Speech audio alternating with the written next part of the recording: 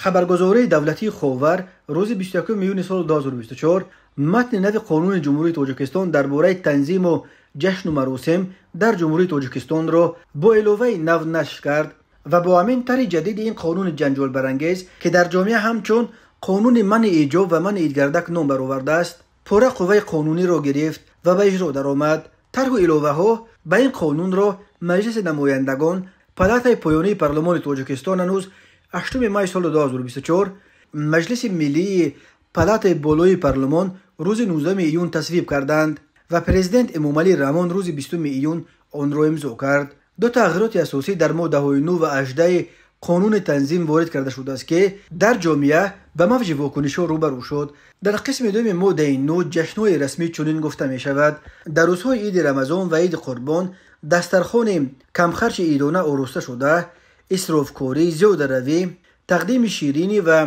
تحفه‌های دیگر یعنی ایدگردک منع است. به این ترتیب این بند قانون از این به بعد ایدگردک کودکان را منع می‌کند. در متن سن سال نشان داده نشده است و از این رو روشن نیست که آیا ایدگردک برای کلانسالان هم منع خواهد شد یا نه. و اما تغییرات اعظم بحث برانگیز در قسم پنجم ماده 18 عهده‌داری شخصان واقعی و حقوقی هنگام گذراندن جشن و مراسم وارد کرده شده است که به این قرار است شهروندان و شخصان حقوقی جمهوری تاجیکستان عهده‌دارند رکن‌های فرهنگ ملی از جمله زبان دولتی و پوشیدن لباس‌های ملی را رعایت نمایند. واردات، فروش، ترغیب لباس‌ها به فرهنگ ملی بیگانه اینچنین در جای‌های جمعیتی پوشیدن چنین لباس‌ها منع می‌باشد. شرح داده نشده است که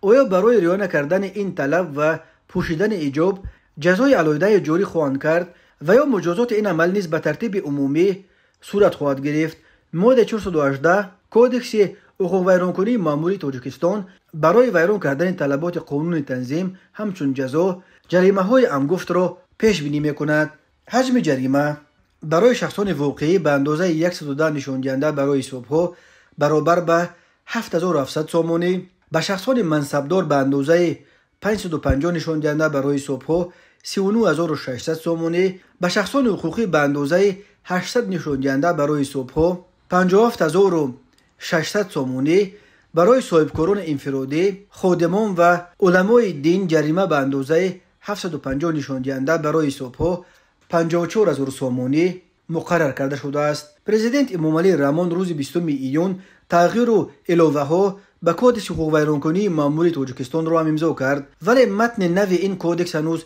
چاپ نشده است و معلوم نیست که آیا در آن جزا برای ویران کردن قانون تنظیم عوض کرده شده است یا نه. انتظار می رود که با قوه قانونی گرفتن تغییرات اخیر ریت‌های گسترده به ضد زنان و دختران حجاب‌پوش وسعت بگیرند. بنا به اطلاع دریافته مقامات شهر و نویه‌ها الکی از حساب نمایندگان کمیته زنان، کمیته دین و نهادهای حفظ حقوق گروه‌های ویژه تأسیس دادند که در کوچه و بازارها و در درآمدگاه‌های بناهای جمعیتی زنان و دختران حجاب‌پوش را منع و رویخط کرده از آنها به شکل تاجیکی یعنی به طرف قفا بستن روی مال‌هایشان را طلب خواهند کرد. نسبت به آنهایی که این طلب را رد می‌کنند از این به بعد می‌توانند پروتکل ترتیب دهند. قانون تنظیم و جشن و مراسم که سال 2017 قبول گردید سالهای 2017 و 2024 شدیدتر کرده شد و یکی از قانون‌های بحث برانگیز در تاجیکستان قبول شده دانسته می‌شود. مقامات می‌گویند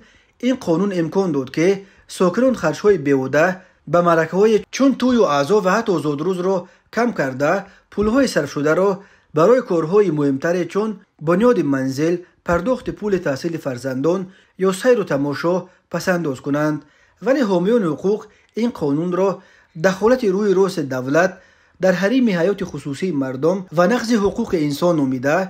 ادعای مقامات درباره کاهش یافتن خراجات توی و معرکه ها را بی پایه و هوایی می شمارند.